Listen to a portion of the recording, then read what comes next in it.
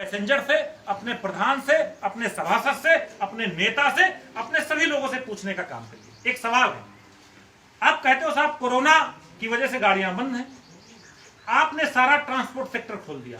जितने भी देश के अंदर ट्रांसपोर्टेशन है, चाहे वो बस का ट्रांसपोर्ट हो, चाहे वो एयरवेज हो, चाहे वो निजी गाड़ियां हो, सबको आपने खोल दिया विदाउट किसी फ्रीक्वेंटली आप आओ जाओ, कोई दिक्कत नहीं, उससे कोरोना नहीं फैल रहा। आप इंडियन रेलवे को कोरोना के नाम पे बंद किए हो, ऐसा नहीं, कोरोना के नाम पे नहीं बंद किए। ये उन 150 गाड़ियों का टाइम एडजस्ट करने के लिए, उनका अच्छा टाइम स्लॉट देने के लिए एक टाइम टेबल बना रहे हैं। आईआईटी बॉम्बे को एक जिम्मेदारी दी गई है कि आप नया टाइम टेबल उन 150 गाड़ियों को ध्यान में रखते हुए बनाइए और उन गाड़ियों को 200 किलोमीटर का सिग्नल क्लियर होना, लाइन क्लियर 200 किलोमीटर की होनी चाहिए। तो वो टाइम टेबल, चूंकि इंडियन रेलवे इतना बड़ा सिस्टम है, जब हम पहले टाइम टेबल बनाए तब 1 से 2 महीना लगता था, सिर्फ रिव्यू करते थे। आज हमें पूरा नया टाइम टेबल बनाना है तो वो काम 3 से 4 महीने का है। इन्होंने उस काम को जुलाई से शुरू किया है और ये दिसंबर तक खत्म कर लेंगे। दिसंबर तक आपकी कोई गाड़ियां नहीं चलने वाली।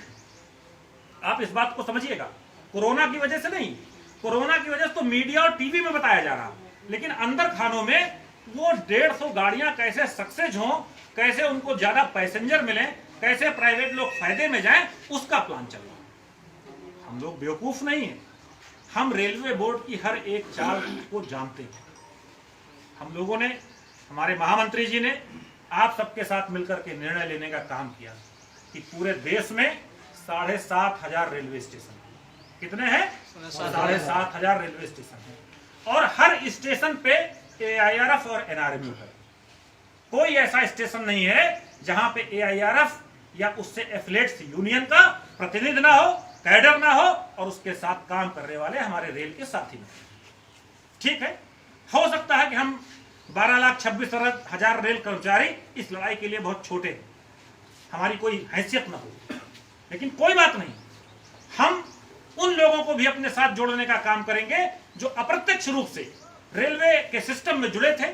हमारे डेली पैसेंजर थे, हमारे यूजर थे, हमारे वकील थे, हमारे पत्रकार थे, हमारे प्रधान थे, गांव की वो गरीब जनता थी, गांव का वो आदमी, मजदूरी करने वाला आदमी। मैंने खुद अपनी आंखों से देखा है, निगोहा, बछरावा, हरचंदपुर से इंटरसिटी से जाने वाले वो लोग जो घर से 2 रोटी बना करके, थोड़ा नमक प्याज एक पोटली में बांध करके ट्रेन के जनरल डिब्बे में बैठ करके लखनऊ जाते थे, वहां काम करते थे और शाम को आते समय वही रोटी और प्याज खाते थे और स्टेशन के नल का पानी पीते थे और अपने घर में चले आते थे MST बनवा करके।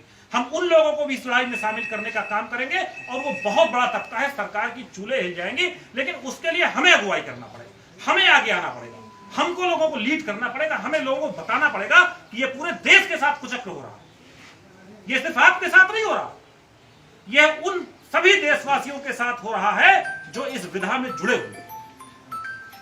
निजीकरण एक मोनोपोली है, ठेकेदारी सबसे बड़ा भ्रष्टाचार का कारण है। 10 रुपए का सामान हम 100 रुपए में ठेकेदार से खरीदते हैं। अगर वही काम हमारा विभाग करे, एक उदाहरण देता हूं आपको, एलेस्थॉन एक कंपनी है जो रेलवे कोच को बनाती है, उसका एक LHV कोच है जिसकी कीमत 6 करोड़ रुपए है। ये सारी बातें जो मैं बोल रहा हूं ऑन रिकॉर्ड है, ऑन पेपर है, ये सब डाटा आपको मिल जाएगा जब आप चाहोगे। एलेस्थॉन एक कोच 6 करोड़ रुपए का देती है। हमारा कपूरथला का जो रेल कोच फैक्ट्री है वो 1 करोड़ 20 लाख में कोच बनाती है, सेम कोच, उससे अच्छी सुविधा का। हमारी जो MCF है, मॉडर्न रेल कोच फैक्ट्री है, LHP का वही कोच जो 6 करोड़ का एलेस्थॉन बेचती है, उसको हम 90 लाख में बनाते हैं। बात समझिए आप हमारी, हम 90 लाख में अच्छा कोच बना के दे रहे हैं, पर हमारा प्रोडक्शन कम कर दिया गया। रेल कोच फैक्ट्री में पिछले फाइनेंशियल ईयर तक 2,500 कोच बनाने का टारगेट था, अभी सिर्फ 1200 कोच बनाने का टारगेट है 1 अप्रैल से, और जिसमें से 500 कोच बन चुके। अब उन लोगों के पास काम ही नहीं है, ये सरकार की मोनोपोली है कि हम रेल कोच फैक्ट्री में कोच न बना करके एलेस्थॉन के कोच लेंगे। जो locomotive general electrical company 60 crore में बना करके दी, डुअल सिस्टम का इंजन, इलेक्ट्रिक से भी चलेगा, डीजल से भी चलेगा, 60 करोड़ में बना के दिया। हमारे चितरंजन के साथियों ने, चितरंजन लोकोमोटिव के साथियों ने उसी कोच को मात्र 6 करोड़ 40 लाख में बना के देने का काम किया। हम क्या कमी है, हम कहीं अच्छे से काम नहीं कर पा रहे, तो आप मुझे ट्रेन करिए ना, आप मुझे ट्रेनिंग दीजिए। मोदी जी सिर्फ लाल किले से चिल्लाते हैं स्किल्ड भारत, स्किल्ड इंडिया। कहां पे स्किल्ड सेंटर खुले हैं, कहां लोगों को स्किल्ड किया जा रहा, कहां लोगों को उसकी जरूरतें पूरी की जा रही।